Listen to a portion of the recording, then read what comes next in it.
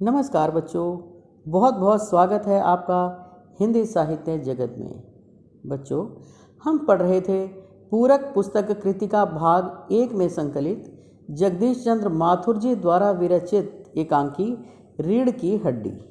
और बच्चों, जिसमें हम यहाँ तक पढ़ चुके थे कि जब गोपाल प्रसाद रामस्वरूप जी से उनकी बेटी के विषय में पूछते हैं कि क्या यह घर की सिलाई वगैरह भी जानती है, तब रामस्वरूप झूठ का सहारा लेते हुए कहते हैं, सिलाई तो सारे घर की इसी के ज़िम्मे रहती है, यहाँ तक कि मेरी कमीज़ें भी। उनके कहने का तात्पर्य था कि घर के सभी सदस्यों के कपड़े यही सिलती है। अब गोपाल प्रसाद जी, तो बच्चों इतना आप जान चुके हैं कि गोपाल प्रसाद अपने बेटे शंकर के साथ रामस्वरूप जी के घर अपने बेटे के रिश्ते के लिए उनकी बेटी उमा को देखने जाते हैं और बातों बातों में वे सारे सवाल उनकी बेटी के ही विषय में पूछते हैं, या यूँ कहिए कि वे एक बिजनेसमैन की तरह मोल भाव करते हैं, जैसे कि वह इंसान न होकर कोई घर में सजाने की वस्तु हो, जैसे कोई मेज़ कुर्सी हो। तो बच्चों, आगे इन प्रश्नों की श्रृंखला में आगे बढ़ते हैं। वे और क्या प्रश्न करते हैं। पुनः गोपाल प्रसाद कहते हैं, ठीक, लेकिन हाँ बेटी, तुमने कुछ इनाम विनाम भी जीते हैं। फिर प्रश्न करते हैं उमा से, क्या तुमने कोई इनाम भी जीते हैं। उमा चुप रहती है। रामस्वरूप इशारे के लिए खांसते हैं, लेकिन उमा चुप उसी तरह गर्दन झुकाए। गोपाल प्रसाद अधीर हो उठते हैं और रामस्वरूप सक पकाते हैं।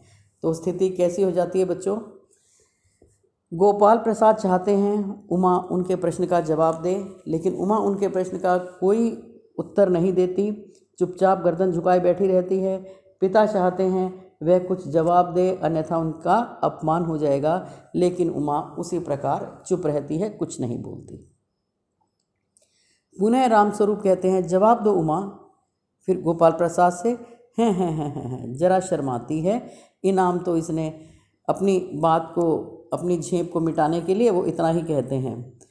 और तब गोपाल प्रसाद कहते हैं ज़रा रुखी आवाज़ में, उन्हें अच्छा नहीं लगता, ज़रा इसे भी तो मुंह खोलना चाहिए, मतलब इसको भी तो बोलने दो, तुम्हारी बेटी जो कब से चुपचाप बैठी है।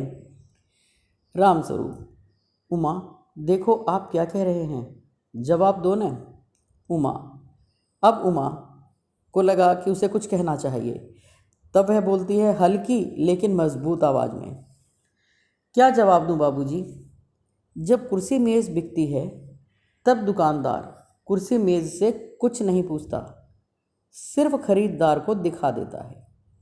पसंद आ गई तो अच्छा है, वरना बीच में ही बात छोड़ देती है।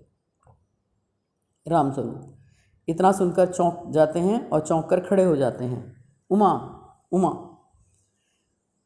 उमा उमा कहती है, अब मुझे कह लेने दीजिए बाबूजी, ये जो महाशय मेरे खरीदार बनकर आए हैं, ज़रा इनसे पूछिए कि क्या लड़कियों के दिल नहीं होते, क्या उन्हें चोट नहीं लगती, क्या बेबस भेड़ बकरियां हैं जिन्हें कसाई अच्छी तरह से देखभाल कर।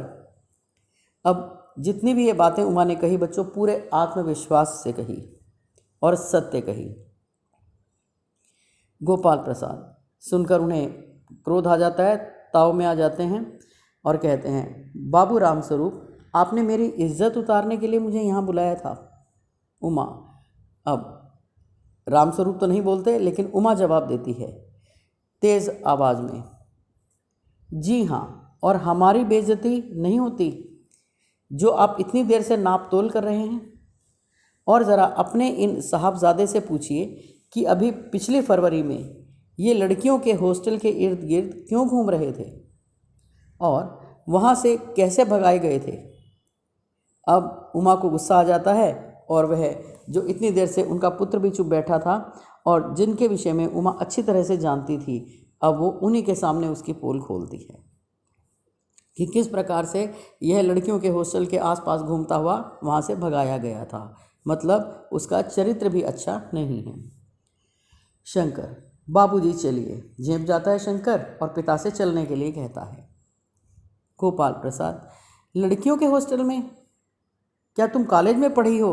अब देखो बच्चों, जिस बात को रामस्वरूप यानी उमा के पिता छिपा रहे थे, वो एकदम से बात पकड़ी जाती है और गोपाल प्रसाद कहते हैं तो इसका मतलब जब है जानती है तो वह भी कॉलेज में पढ़ती है, तो क्या तुम भी कॉलेज में पढ़ी हुई हो? उमा: जी हाँ, कॉलेज में पढ़ी हूँ, मैंने बीए पास किया है। कोई पाप नहीं किया, कोई चोरी नहीं की और न आपके पुत्र की तरह ताक झांक कर कायरता दिखाई है। मुझे अपनी इज्जत, अपने मान का ख्याल तो है, लेकिन इनसे पूछिए कि ये किस तरह नौकरानी के पैरों में पड़कर अपना मुंह छिपाकर भागे थे। रामस्वरूप: उमा उमा उमा को चुप कराने की कोशिश करते हैं वे। गोपाल प्रसाद खड़े हो जाते हैं गुस्से में और खड़े होकर, बस हो चुका बाबू रामस्वरूप, आपने मेरे साथ दगा किया। आपकी लड़की बीए पास है और आपने मुझसे कहा था कि सिर्फ मैट्रिक तक पढ़ी है। लाइए मेरी छड़ी कहाँ है, मैं चलता हूँ। मतलब वे अपने बेटे के लिए कम पढ़ी लिखी लड़की चाहते हैं कि लड़की कम पढ़ी लिखी होनी चाहिए, और जबकि उनको तो उच्च शिक्षिता बहू बीए पास मिल रही थी और इस बात पर वो नाराज़ हो जाते हैं और बीए पास की आवाज़ सुनकर क्रोधित हो जाते हैं। गजब हो जाता, झूठ का भी कुछ ठिकाना है। आओ बेटे चलो। दरवाजे की ओर बढ़ते हैं। उमा: अब उमा कहती है, जी हाँ जाइए, ज़रूर चले जाइए, लेकिन घर जाकर यह पता ज़रूर लगाइए कि आपके लाडले बेटे की रीढ़ की हड्डी भी है या नहीं, यानी बैकबोन। अंग्रेज़ी में कहते हैं ना रीढ़ की हड्डी को बैकबोन, तो वह उन पर कटाक्ष करती है कि चले तो जाइए आप, लेकिन घर जाकर यह ज़रूर जांचिए, यह ज़रूर परखिए कि आपके बेटे की रीढ़ की हड्डी है। यहाँ पर बच्चों रीढ़ की हड्डी के दो अर्थ हैं।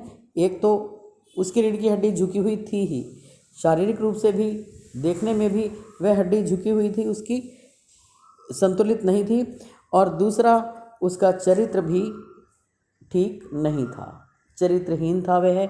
मतलब जिसके चरित्र की ही रीढ़ सीधी नहीं होगी, उस व्यक्ति का क्या व्यक्तित्व होगा और क्या भविष्य होगा। तो इस प्रकार वह उनसे कहती है। बाबू गोपाल प्रसाद के चेहरे पर बेबसी का गुस्सा आ जाता है और उनके लड़के के रुआंसापन, लड़का रोने को हो जाता है। दोनों बाहर चले जाते हैं। बाबू रामस्वरूप कुर्सी पर धम्म से बैठ जाते हैं। उमा सहसा चुप हो जाती है।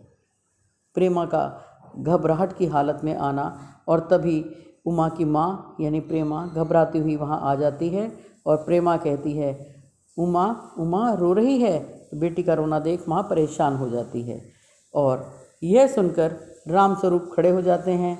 रतन आता है और रतन अब इतनी देर में आता है, देखो क्या लेकर आता है। रतन: बाबूजी मक्खन। जो इतनी देर से मक्खन लेने के लिए गया हुआ था वह अब मक्खन लेकर आ जाता है और सब रतन की तरफ देखने लगते हैं।